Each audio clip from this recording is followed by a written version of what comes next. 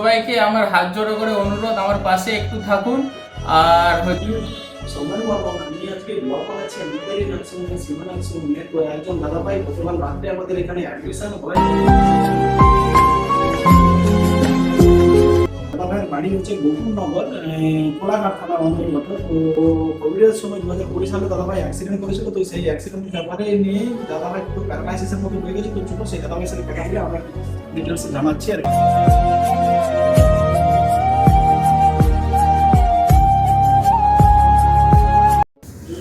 দাদা কেমন আছো?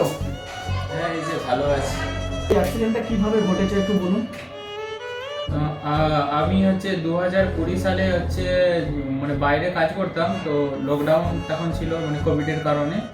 তো আমি বাড়িতে এসেছিলাম বাড়ি থেকে। তো সবাই বলেছিল যে পরিযায়ী শ্রমিক বাড়ি থেকে এলে, শ্রমিক আর কি বাইরে থেকে যদি আসে তো এখানে হোম কোয়ারেন্টাইনে থাকতে হবে এবং কোভিড টেস্ট করাতে হবে। তো আমি কোভিড টেস্ট করাই। তো কোভিড টেস্ট করার পরে আমার কোভিড পজিটিভ আসে।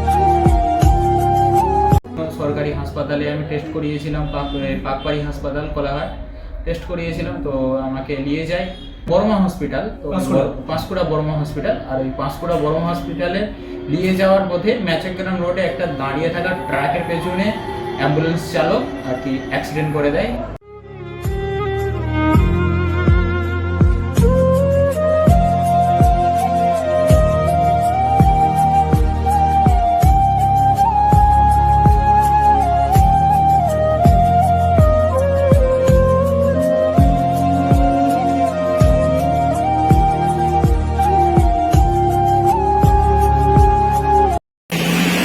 একটু বলুন কোথা থেকে আসছে? জোরে বলো। বক্সিমারাজি, গোপালনগর। গোপালনগর, তাই তো?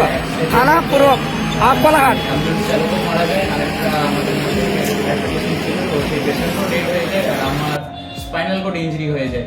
আমি সেই দিকে আর কি, আর মানে আমার কোমরের নিচের দিকে কোনো লাড়াচাড়া করতে পারি না, কোনো ফিলিংস নেই আর কি, অবশ হয়ে আছে সেই দিকে। তুমি কত বছর ধরে এই প্রবলেমে ভুগছো? প্রায় 5.5 বছর হয়ে গেল। 2020 সালে 14ই জুন আমার অ্যাক্সিডেন্টটা হয়েছিল। কোথায় অ্যাডমিট হয়েছিলে? আমি হয়তো ওখান থেকে তো আমাকে বর্মা হসপিটালে নিয়ে গেছিলো কোভিডের জন্য। তারপরে আমাকে ওখান থেকে পিজি হাসপাতালে পাঠিয়ে দেওয়া হয় স্পাইনাল কোড ইঞ্জুরি মানে ঠিক করার জন্য, সার্জারির জন্য। তো ওখানে আমি যাই, আর যাওয়ার পরে ওখানে আমার কোনোই ট্রিটমেন্ট হয়নি। আমাকে খালি ভর্তি রাখে আর নানা রকম খালি রিপোর্টপত্র হয়। তারপরে আমাকে ওখান থেকে ছেড়ে দেয়, বললো 1 মাস পরে আসতে, তারপরে নাকি আমার সার্জারি হবে। কিন্তু তখন অলরেডি অনেক দিন হয়ে গেছে।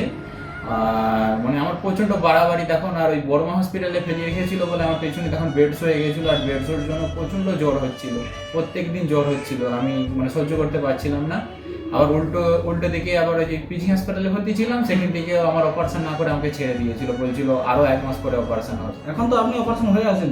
হ্যাঁ, আমি তারপরে আমি বাড়িতে চলে আসি ওখান থেকে ছেড়ে দিতে। বাড়িতে আসার পরে মানুষজনের কাছে, এলাকায় সবার কাছে দান চেয়ে আর কি, যে যেমন পারে আমাকে, যে মানে যেমন পেরেছে তেমনভাবে আমাকে সাহায্যের হাত বাড়িয়ে দিয়েছে।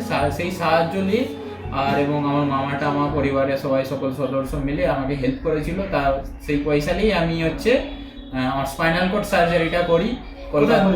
ওটা কলকাতার চীনা পার্কের কাছে, ওটা সল্লেক চীনা পার্কের কাছে নিউ এভিনিউ নার্সিংহোমে করেছিল ডক্টর প্রশান্ত বেদ, স্পাইন সার্জন, অ্যাপোলো নার্সিংহোমের ডাক্তার আর কি। বাড়ির ফ্যামিলির কন্ডিশন এখন কেমন আছে? বাড়ির কন্ডিশন বলতে আমি আর আমার মাই ইনকাম করতাম, মানে আমি তো সোনার কাজ করতাম। তো অ্যাক্সিডেন্টের পরে যেহেতু বিছানা সজ্জা হয়ে গেছি, সবসময় আমার বেডেইতেই কাটে। তো আমি প্রথম তো বেডেই কাটছিল, মানে স্পাইনাল কোড সার্জারির পরেও আমার পায়ে সেন্স আসেনি। আমি 1.5 বছর বিছানায় পড়েছিলাম, আরও বাড়াবাড়ি হয়ে গেছিল। আর তখন ওই সোশ্যাল মিডিয়াতে কিছু মানুষ আর কি আমার ব্যাপারে দিয়েছিল। আর আনন্দবাজার পত্রিকাতে অনেকবার আমার নাম এসেছে, ঠিক আছে? সেই খবরের কাগজের এগুলো আছে, মনে করলে আমি দাদাকে দিয়ে দিব, তো আপনারা দেখতে পাবেন। আর তখন ওইসব সাহায্য নিয়ে আমি ভেলুরে ট্রিটমেন্ট করতে চাই, এবং স্বাস্থ্যসাথী কার্ডের সাহায্যে আমি কিন্তু ভেলুর সিএমসি হসপিটালে ট্রিটমেন্ট করি প্রায় 6 মাস।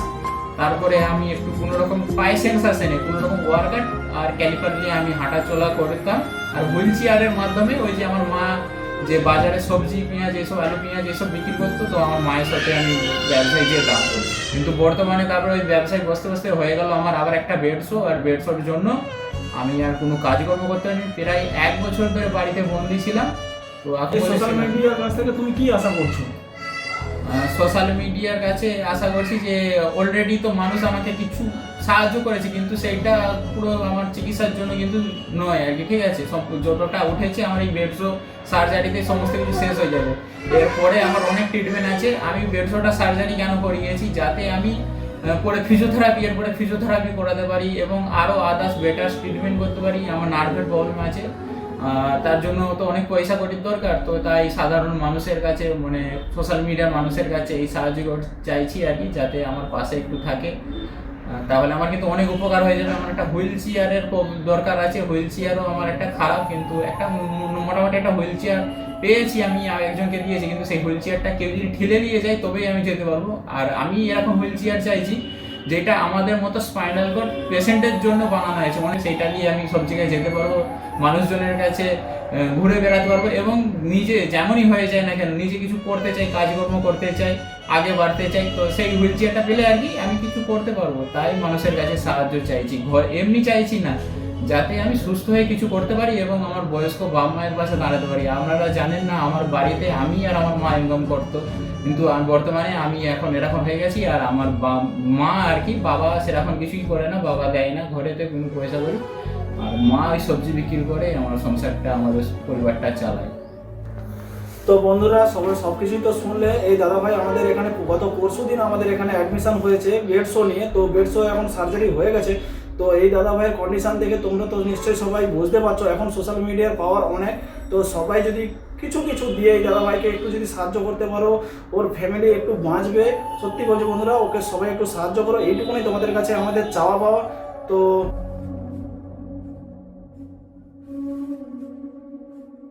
তো সবাইকে আমার হাত জোড়ো করে অনুরোধ, আমার পাশে একটু থাকুন।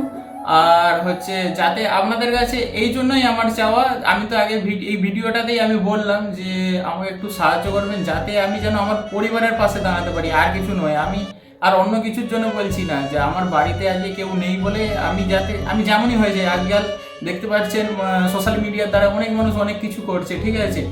কেউ কিন্তু মানে বাড়িতে পড়ে নেই, ঠিক আছে। আমার পায়ে হাঁটা চলার জন্য যেদিন আর নাও পরবর্তীকালে সেন্স আসে, তাও কিছু ব্যাপার না। আমি হুইল চেয়ার পেলে, হুইল চেয়ারের একটা জোগাড় করতে যদি পারি, ওই হুইল চেয়ারটার দাম 1,19,000 টাকা। এবার আমি তো আর পারবো না, আমার অলরেডি অনেক চিকিৎসা হয়ে গেছে, আগে 4টে সার্জারি হয়েছে, তাতে সমস্ত কিছু খরচা হয়ে গেছে, আমি আর পারছি না। তাই মানুষজনের কাছে আমি সাহায্য চাইছি আর কি, দুহাত পেতে, যে আমাকে একটু সাহায্য করুন, যেন আমি নিজের কাজটা করে আমি আমার পরিবারের পাশে দাঁড়াতে পারি আর আগামী দিনে যেন এগিয়ে যেতে পারি। এই প্রার্থনাই করছি, আমাকে একটু প্লিজ আপনারা হেল্প করুন, দুহাত জোড়ো করে আমি হাত জোড়ো করে বলছি।